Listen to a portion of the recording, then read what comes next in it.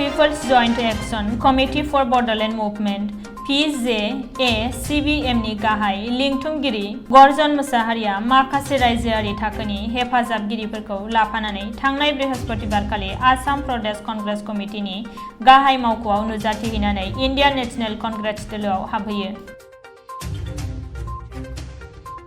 मिरु गुवाहाटी पुलिस जिला मोनसे जर'खा संदानग्रा हानजा आरो नुनमाटी पुलिसनि हेफाजाबाव साबा ड्राग्स फालांगिरिफोरजों लोगोसे गासै गोबां बिबांनि ड्राग्सखौ बोखांनो हायो।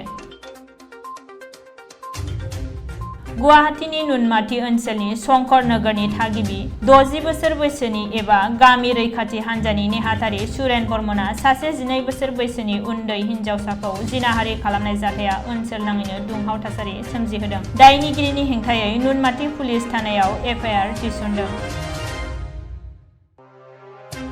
कार्बि आंलं पुलिसआ दिनै सिग्रोमनाय हाबाफारि लानानै सानै ड्राग्स फालांगिरिफोरखौ हमनायजों लोगोसे गासै 2 किल'ग्राम हेर'इनखौ बोखांनो हायो।